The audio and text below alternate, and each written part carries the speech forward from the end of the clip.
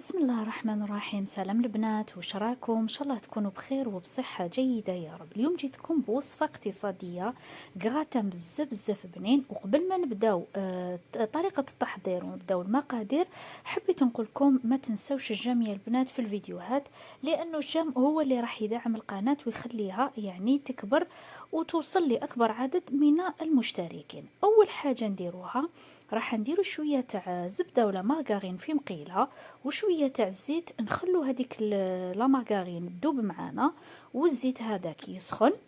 ومن بعد نروحو نضيفو حوالي 2 حبات بصل يكونوا متوسطين مقطعين بهذه الطريقه اون لاميل، يعني نقطعوهم كيما كنديروا التشكتوكه.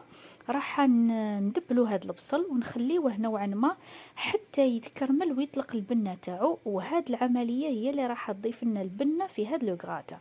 نضيف عليه شويه تاع الملح، ما نكترش بزاف، وشويه تاع فلفل كحل. يعني هذا واش ندير في هذا البصل، نقلبو هكا تقليبه خفيفه ونخليه حتى يدبال تماما ويتكرمل كيما قلت لكم. حاولوا يعني في الاول تنقصوا له النار ومن بعد قويوا له. هنايا عندي حبيبات تاع بطاطا كنت قطعتهم دوائر وراني نقلي فيهم، من داك نولي لهذاك البصل تاعي حتى وصل لي هذه المرحله كيما راكم تشوفوا. دوكا نحيه ونخليه بجنب بهذه الطريقه. ومن بعد واش درت البنات، هنا رحت جبت ان بلا اللي يدخل للفوق، يعني خيروا اي بلا تحبوه في القاعده ديالو ولا في الطبقه الاولى. راح نجيب هذوك الدوائر تاع البطاطا اللي كنت قليتهم ونستفهم بهذه الطريقه. يعني راح ندير طبقه تاع البطاطا ومن بعد نزيد طبقه تاع هذاك البصل ونزيد فوقها يعني الجزء الثاني من هذيك البطاطا المقليه اللي كنت درتها. هاد لو غراتا يعني راهو اقتصادي 100%، ما فيهش لا دجاج ولا لحوم، يعني ويجي صراحة بزاف بنين. نتوما تقولوا بالك غير بصل وبطاطا ما يجيش بنين، ولكن جربوه ومن بعد حكموا عليه، يجي صراحة رائع وما راهوش مكلف. فوالا هنايا رحت جبت هذاك البصل اللي كنت دبلته كما قلت لكم تخي بيان هكذا حتى نوعا ما تكرمل، ونديرو فوق هذيك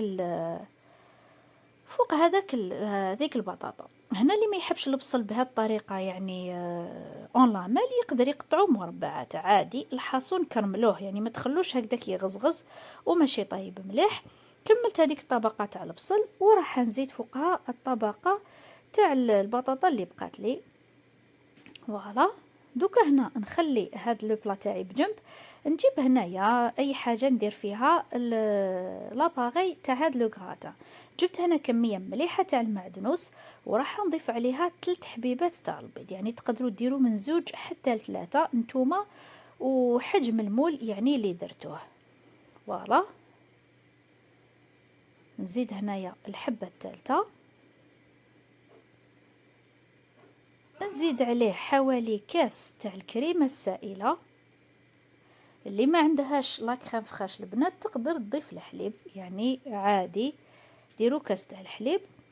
نزيد هنا كميه من الفرomاج غابي اللي راح يكون اختياري، يعني ماشي اوبليجي تضيفوه، ولكن بيان سور راح يزيد بنه على بنه في هذا لو غراتان. ندير كميه تاع فلفل كحل وشويه برك تاع الملح، ما نكتروش لانه راهو عندنا الفرomاج وهذيك البطاطا راهي ملحه، البصل هذاك ملح، باش لو غراتان تاعنا يعني ما يجيش مالح وما نقدروش ناكلوه. نخلط كامل هاد المقادير هكذا مع بعض. نعاود نجيب هذاك لو بلا تاعي راح نضيف عليه مكعبات من الجبن الابيض، يعني ندير شويه تاع الفرomاج بلون. هنا تقدروا ديروا واحد من هاد النوعين، يا اما ديروا غير الفرomاج بلون هكذايا وما ديروش هذاك الفرomاج غابي اللي درناه في هذاك الخليط، ولا العكس، يعني نتوما وما حبيتوا واش توفر عندكم ديروا، ما تتقيدوش. انا نعطيكم الفكره وانتم ديروا الشيء اللي يساعدكم. كملت ستفت كامل هذوك المكعبات تاع الفرomاج ومن بعد نروح نضيف هذاك الخليط كامل هكذا من الفوق. والله يا البنات هاد لو غراتان كي يكون يطيب يمد واحد الريحه تقوشي يعني طيبناه بالدجاج ولا باللحم يجي بزاف بنين. دوكا ندخلو للفوق قسمه ينشف ويتحمر لنا من الفوق كامل ونعاود نجبدوه. وهاوليك لو غراتان تاعنا راهو جد. شوفوا لي هذيك التحميره اللي خداها، الرائحه رائعه.